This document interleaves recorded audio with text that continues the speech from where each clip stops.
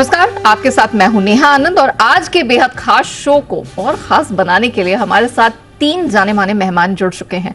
हमारे साथ हैं चोला सिक्योरिटीज के धर्मेश कांत साहब, आनराठी शेयर्स के सिद्धार्थ सेडानी जी एंड ऑफ कोर्स जाने माने मार्केट एक्सपर्ट अमरीश बालेगा सर का भी आज साथ हम सबको मिला है। आप तीनों का बहुत बहुत स्वागत है। आइए बढ़ते हैं सिद्धार्थ सेडानी साहब की तरफ। सेडानी जी सर, बहुत स्वागत है आपका और आपको स्वतंत्रता दिवस की ढेरों शुभकामनाएं। बताइए कौन सा ऐसा स्टॉक आज आप हमारे दर्शकों को भेंट करने वाले हैं आजादी के उत्सव पर?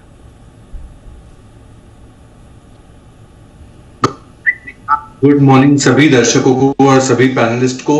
सबसे बड़ी चीज स्वतंत्रता दिवस की बहुत बहुत शुभकामनाएं आपको, पूरे जी बिजनेस की टीम को और सारे ही दर्शकों को।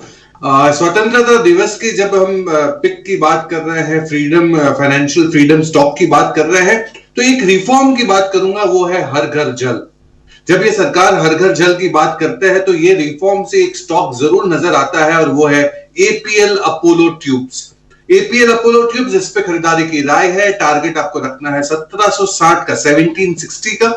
क्यों हर घर जल? क्योंकि ये कंपनी है स्ट्रक्चरल स्टील ट्यूब्स बनाने की कंपनी। कुछ सालों पहले, 3-4 साल पहले, इस कंपनी की जो स्ट्रक्चरल स्टील ट्यूब्स की मार्केट शेयर हुआ करती थी वो करीबन 27% हुआ करती थी। आज इनकी मार्केट शेयर है 55%। जो मेजॉरिटी मार्केट शेयर है एपीएल अपोलो ट्यूब्स की। पहले तिमाही के नतीजे दमदार दिखे, सेल्स बहुत जोरदार बढ़ते हुए दिखा 32% से। इस साल में कामकाजी मुनाफा की गाइडेंस भी बहुत जोरदार दी है कंपनी ने। 5000 प्रति टन की जो इनकी गाइडेंस है, जो 4400 के करीब थी, तो गाइडेंस भी इंप्रूव की है कामकाजी मुनाफों का। कैपेसिटी एक्सपेंशन है कंपनी के पास 500 से 600 करोड़ का। और साथ ही साथ हम ये उम्मीद लगा के चल सकते हैं कि मुनाफों में 38% सीएजीआर से ग्रोथ की उम्मीद रखे। APL Apollo tube structural steel tubes का लीडर, हर घर जल का बहुत बड़ा बेनिफिशियरी, और हम मानते हैं कि फाइनेंशियल फ्रीडम स्टॉक के हिसाब से शुरुआत बेहतरीन है APL Apollo tubes.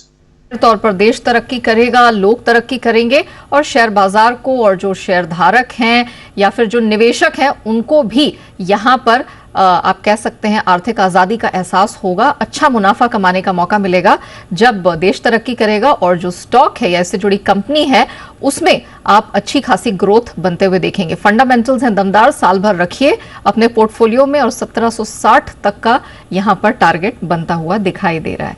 Siddharth sir, अब आपकी बारी आती है। बताइए कैसे मिलेगी हमें, हमारे दर्शकों को आर्थिक आजादी? कौन सा स्टॉक है अगला आपकी लिस्ट में? पूरा विश्व भारत के सामने देख रहा है क्योंकि 140 करोड़ का देश, एक बहुत बड़ा कंजम्पशन इकोनॉमी है। और जब हम कंजम्पशन की बात करते हैं तो तेल, साबुन, यही सिर्फ कंजम्पशन नहीं है। आज का जो नया कंजम्पशन है वो मोबाइल फोन, इलेक्ट्रॉनिक्स और बहुत कुछ है। तो ये सारे कंजम्पशन के स्टॉक को बूस्ट करने के लिए, फाइनेंसिंग करने के लिए कंपनी है बजाज फाइनेंस। बजाज फाइनेंस मुझे एक कंजम्पशन प्ले दिखता है जिसका टारगेट आपको रखना है 9650 का, 9650 का। ये जो बजाज फाइनेंस है ये एनबीएफसी है, बहुत सारी लेंडिंग करती है, रिटेल एसएमई लेंडिंग में बहुत जोरदार है।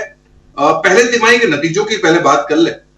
प्रॉफिट्स 32% से ग्रो होते हुए दिखा, एयूएम 32% से ग्रो होते हुए दिखा, ग्रॉस नॉन परफॉर्मिंग एसेट्स जिसे हम जीएमपीए कहते हैं ये लोएस्ट दिखा 0.87 पे।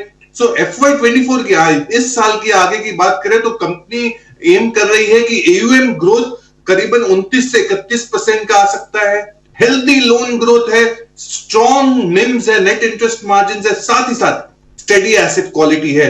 लोन ग्रोथ की अगर बात करें तो मैनेजमेंट उम्मीद कर रहे हैं 28% के करीब के लोन ग्रोथ आ सकते हैं आने वाले कुछ सालों में। प्रोडक्ट नेटवर्क को वाइडन कर रहे हैं और रूरल इंडिया, ग्रामीण इलाकों में एक्सपेंशन की योजना है।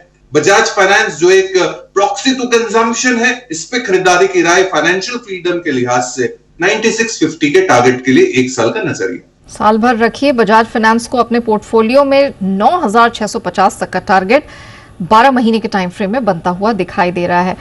सिद्धार्थ सर, अब आपकी बारी आती है। बताइए आपकी तरफ से आज के शो का आखिरी impactful stock, financial freedom stock कहां से आ रहा है? फाइनेंशियल फ्रीडम के साथ एक सोशल रिस्पॉन्सिबिलिटी सबकी है। और ये सोशल रिस्पॉन्सिबिलिटी के तहत इलेक्ट्रिक व्हीकल को सपोर्ट करने वाली कंपनी है सनसेरा इंजीनियरिंग। ये ऑटो एंसिलरी कंपनी है, ईवी स्पेस को बहुत सपोर्ट करती है। आप सभी जानते हैं कि ईवी स्पेस आज देश के लिए कितना जरूरी हो चुका है सोशल रिस्पॉन्सिबिलिटी के हिसाब से।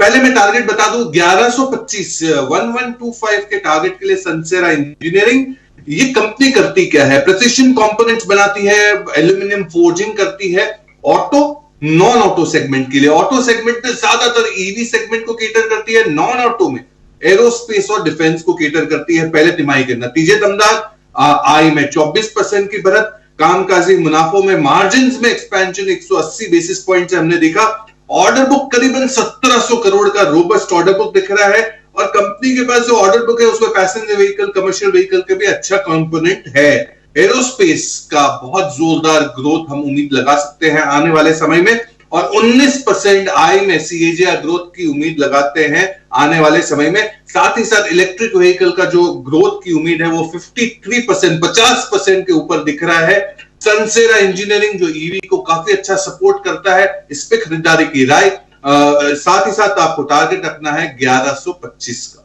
ओके, चलिए, तो सनसेरा इंजीनियरिंग आज के खास शो का आखिरी इंपैक्टफुल स्टॉक, 1125 तक का टारगेट साल भर के टाइम फ्रेम में।